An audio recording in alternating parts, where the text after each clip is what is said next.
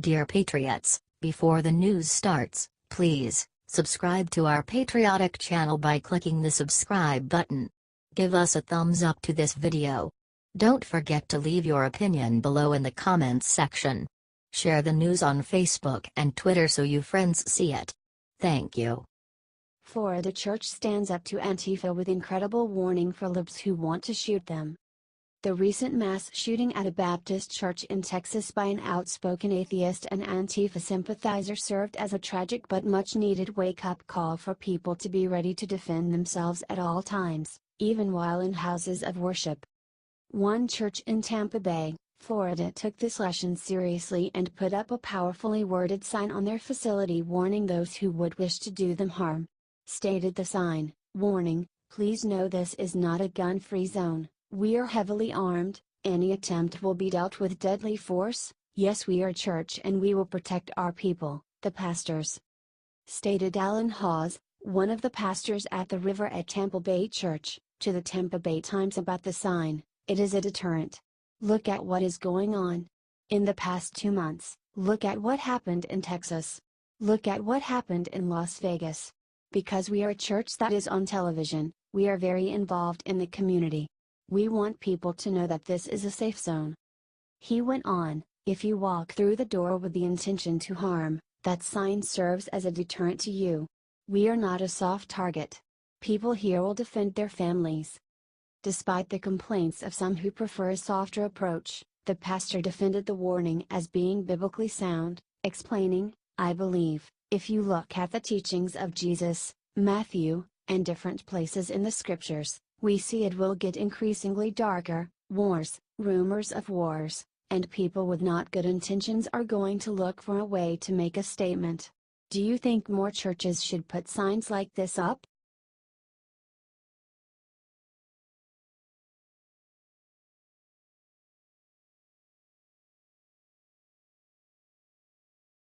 Libs student says hiking in the woods is a form of white supremacy.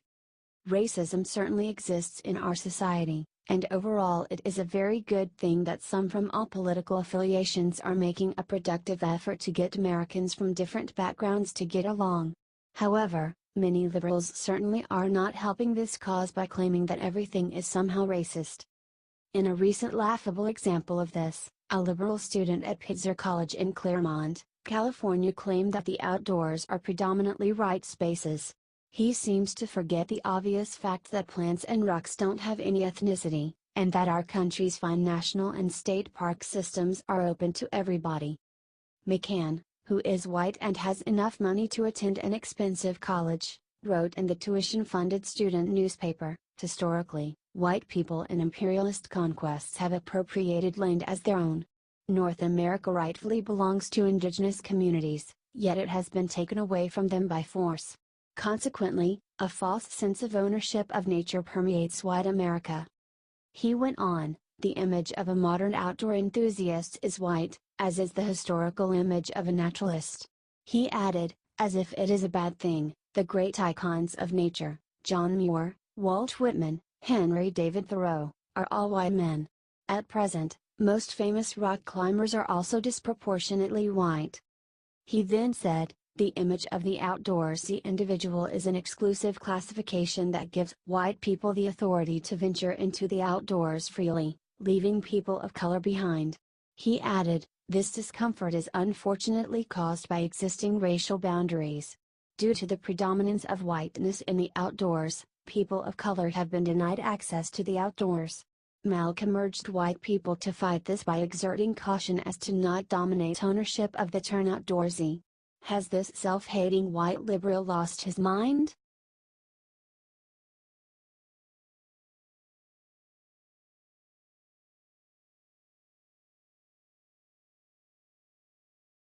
Hillary accuses Trump of being obsessed with her during tour of 500-page book she wrote on losing to him.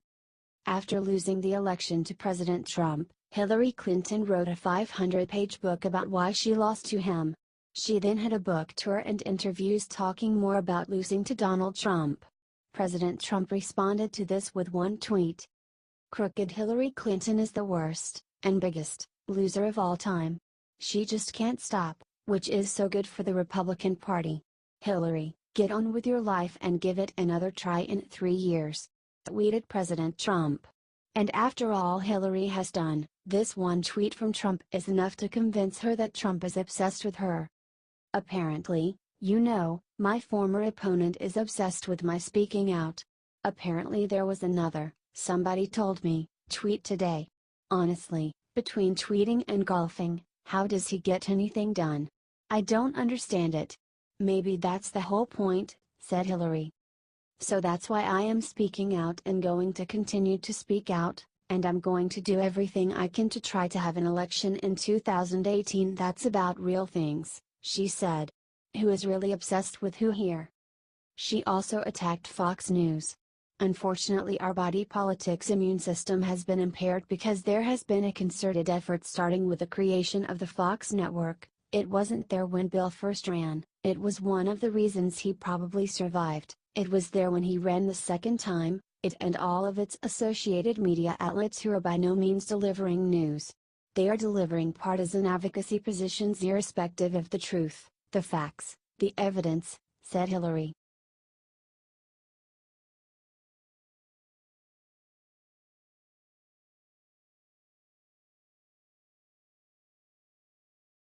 Black staff member reveals how Lena Dunham is a hipster racist in epic rant. Girls star Lena Dunham, who once claimed that women never lie about rape, accused a woman of lying about rape after her friend was accused. Things women do lie about: what they ate for lunch. Things women don't lie about: rape, tweeted Dunham in August.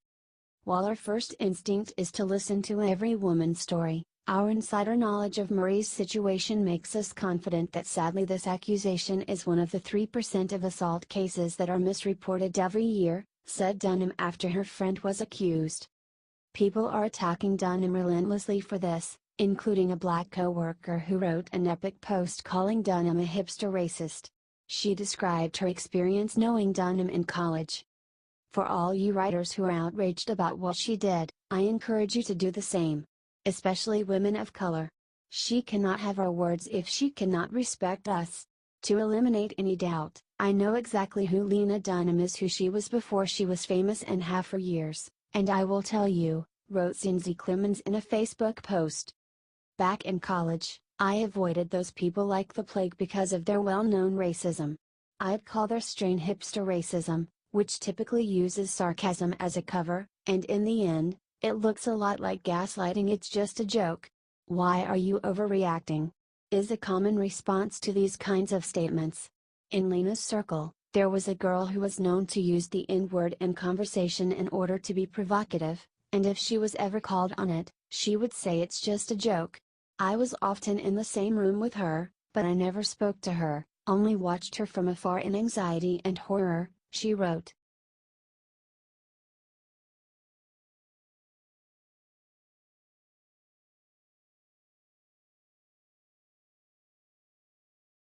CNN accuses Trump of seeing himself as Russia's political prisoner. CNN is desperate to accuse President Trump of some type of relationship with Russia.